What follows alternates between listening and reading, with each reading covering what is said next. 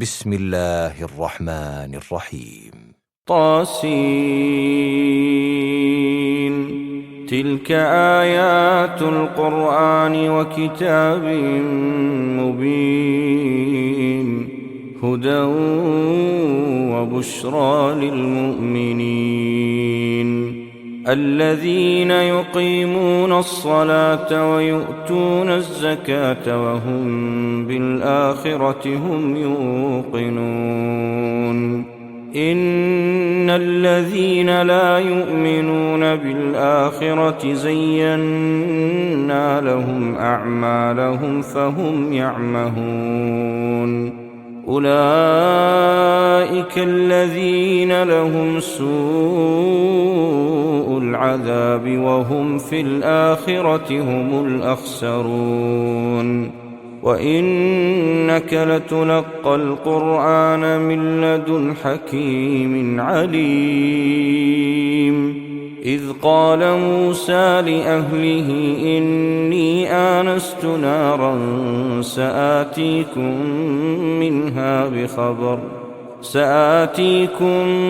منها بخبر أو آتيكم بشهاب قبس لعلكم تصطلون. فلما جاءها نودي أن بورك من في النار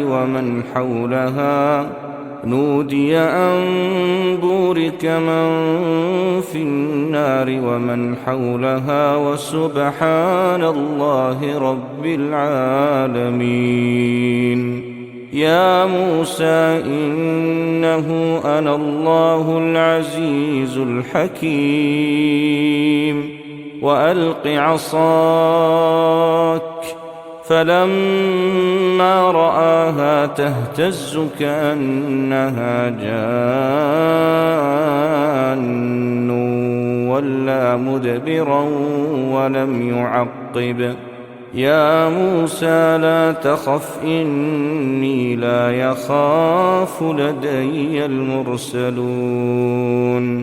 إلا من ظلم ثم بدل حسنا بعد سوء فإني غفور رحيم. وأدخل يدك في جيبك تخرج بيضاء من غير سوء في 9 آيات إلى فرعون وقومه إنهم كانوا قوما فاسقين. فلما جاءتهم آياتنا مبصرة قالوا هذا سحر مبين.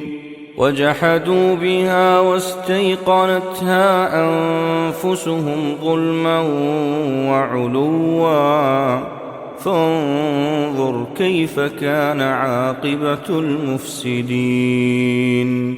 ولقد آتينا داود وسليمان علما وقال الحمد لله الذي فضلنا على كثير من عباده المؤمنين. وورث سليمان داود وقال يا أيها الناس علمنا منطق الطير وأوتينا من كل شيء إن هذا لهو الفضل المبين.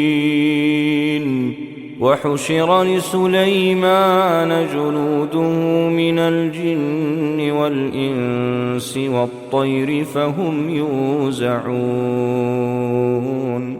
حتى إذا أتوا على واد النمل قالت نملة يا أيها النمل ادخلوا مساكنكم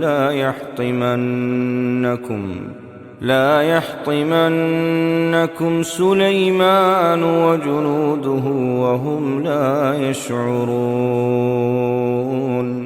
فتبسم ضاحكا من قولها وقال رب أوزعني أن أشكر نعمتك التي أنعمت علي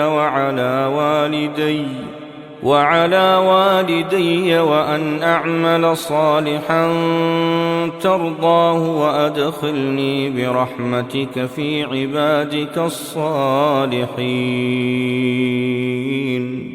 وتفقد الطير فقال ما لي لا أرى الهدهد أم كان من الغائبين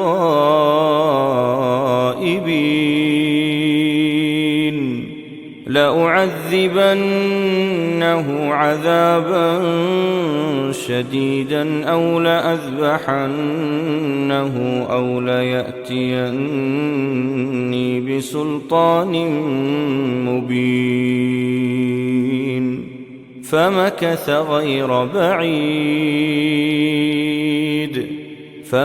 غير بعيد فقال أحطت بما لم تحط به وجئتك من سبأ بنبأ يقين.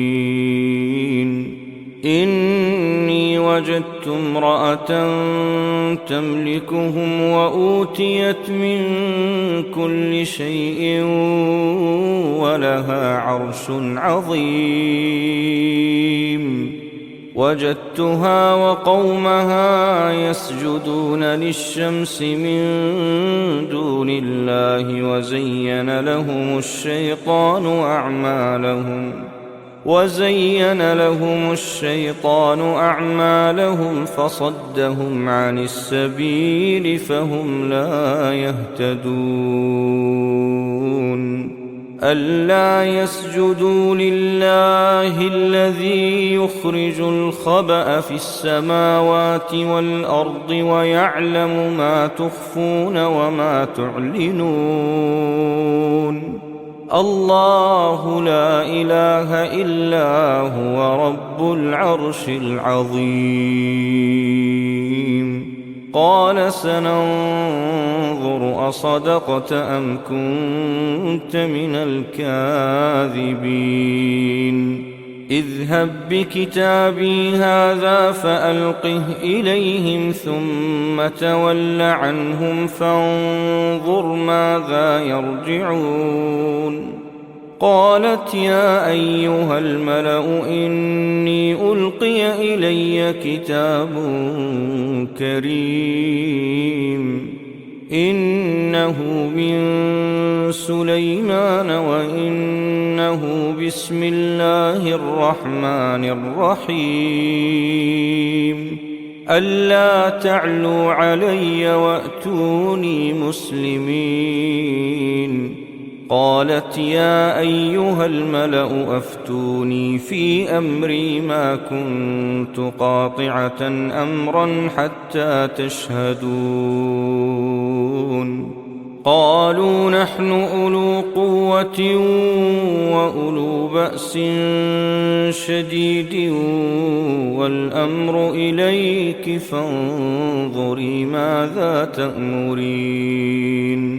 قالت إن الملوك إذا دخلوا قرية أفسدوها وجعلوا أعزة أهلها أذلة وكذلك يفعلون. وإني مرسلة إليهم بهدية فناظرة بما يرجع المرسلون. فلما جاء سليمان قال